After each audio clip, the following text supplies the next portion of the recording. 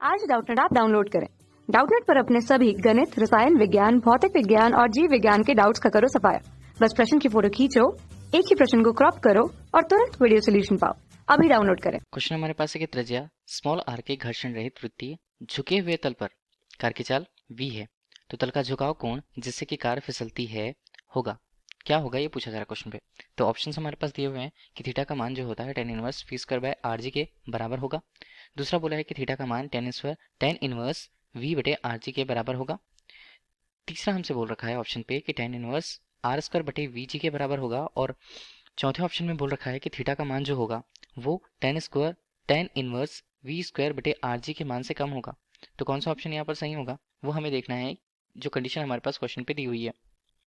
देखिए क्वेश्चन जैसे बोला गया था तो हमने क्या ले लिया, एक वृत्ताकार पथ लिया। वृत्ताकार पथ में जो एक हिस्सा जो होता है वो ऊंचा होता है और दूसरा हिस्सा जो होता है वो उससे नीचे होता है। मतलब एक तिरछा तल हमें मिल गया, आनत तल ये मिल गया। तो आनत तल को अगर हम दिखाना चाहें तो वो कुछ इस तरह से दिख रहा है। ये जो हिस्सा होता है वो आनत तल होता है। ठीक है, ये हमने बता दिया। ये ऊपर वाला हिस्सा तो अगर ए हमने दे दिया और नीचे वाला हिस्सा अगर हमने बी उसे दे दिया। ठीक है, तो इस बीच पे कोई कार जो है उस पर गति कर रही है, मतलब वृत्ताकार पथ पर वो मुड़ रही है। केंद्र अगर हमने लिया तो केंद्र को ओ से प्रदर्शित करेंगे और उसकी त्रिज्या की बात की जाए तो ये हमारे पास त्रिज्या बनती है कैपिटल आर के रूप में। ठीक है, अब इतना है। और कार जो है एक नियत वेग v से गतिमान है, तो अगर हमने उसके वेग को सीधी दिशा में देखा तो v के रूप में हमने कह दिया। ठीक है, इस बीच अगर हम देखें कि कार अगर वृत्तीय पथ में मुड़ रही है, ठीक है, तो अगर हम एक सीधी रेखा ले लें, पहले तो एक सीधी रेखा हमने ले ली। अब सीधी रेखा के बाद जो आनत तल है उससे झुका हुआ तल अगर हम ले रहे हैं तो वो कुछ इस तरह से होगा। ठीक है, तो ये जो कोण बना है यहाँ पर ये बनता है थीटा कोण। ठीक है, ये क्या बता रहा है हमें, जो पथ है वो किस तरह से क्षैतिज से झुका हुआ है नीचे की तरफ। कि ऊर्ध्वाधर रूप में अगर हम इसे देखें तो जो अभिलंब प्रतिक्रिया जो मिलेगी, इसके लिए अभिलंब प्रतिक्रिया जो ऊपर मिलने चाहिए हमें, वो ऊपर न मिल करके कहाँ मिलती है, वो थीटा कोण से ही डिफ्लेक्ट होकर के मिली हुई है।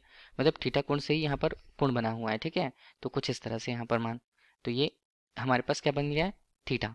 और ये चलिए इसे हम क्या बोल देते हैं, त्रिज्या को अगर स्मॉल एम प्रतिक्रिया हमारे पास आर के रूप में होती है थीटा कोण बनाते हुए, फिर इसके तो दो घटक बनेंगे ही बनेंगे। जहाँ ऊर्ध्वाधर घटक को अगर हम समझाना चाहें तो वो बनता है हमारे लिए आर कॉस थीटा, ऊर्ध्वाधर घटक की बात करें। ठीक है, और क्षैतिज घटक की अगर हम बात करें यहाँ से तो ये क्षैतिज घटक जो बनेगा ये हमारे पास बनेगा आर साइन थीटा के रूप में। और इस तरह से इस वृत्ताकार मार्ग में गति बनाए रखने के लिए, वृत्ताकार मार्ग में गति करने के लिए जो अभिकेंद्र बल होगा वो कितना होगा, वो होगा एम वी स्क्वायर बटे यहाँ पर स्मॉल आर के रूप में। ये कौन मैनेज कर रहा है, ये आर साइन थीटा जो टर्म है वो उसके मान को मैनेज करेगा। ठीक है, इस बीच पे अगर हम भार के मान को देखें तो भार का मान तो नीचे होता है जो प्रतिक्रिया बल के रूप में मिलेगी हमें। तो भार का मान अगर हम नीचे ले रहे हैं वो एम जी के रूप में प्रस्तुत होती है।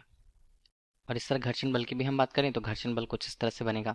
घर्षण बल को हमने एफ के रूप में प्रदर्शित कर रखा, तब इसके भी दो घटक बन रहे हैं। इसके दो घटक कैसे कैसे बन रहे हैं, ये हमारे पास बनता है एफ कॉस थीटा के रूप में, और नीचे की तरफ अगर हम देखें तो वो बनता है एफ साइन थीटा के रूप में।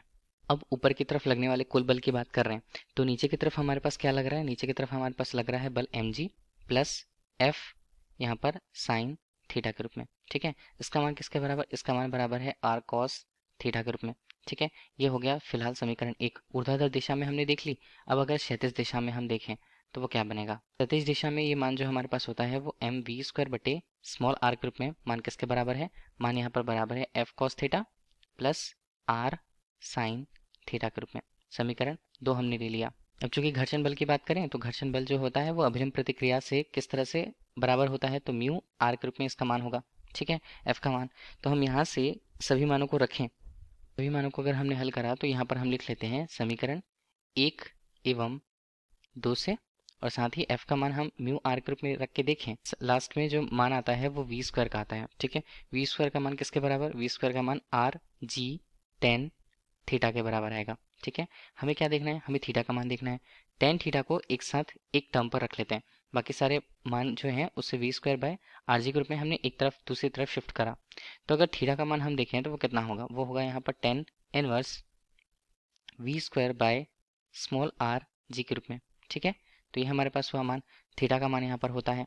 तो थीटा का मान जो आया हमारे पास क्वेश्चन पे, तो ये हमें क्या बता रहा है, tan inverse v square by r g के मान को। तो यहाँ पर हम देख लें विकल्प में कहाँ पर है, विकल्प यह जो हमें दिख रहा है कि थीटा का मान tan inverse v square by r g के रूप में है, तो ये हमारे क्वेश्चन का सही आंसर होगा। Thank you. कक्षा 6 से 12वीं से लेकर नीट, IIT, JEE वो एडवांस के लेवल तक 1 करोड़ से ज्यादा छात्रों का भरोसा। आज ही डाउनलोड करें डाउटनेट ऐप या व्हाट्सएप करें अपने सारे डाउट्स 8400 400 400 पर।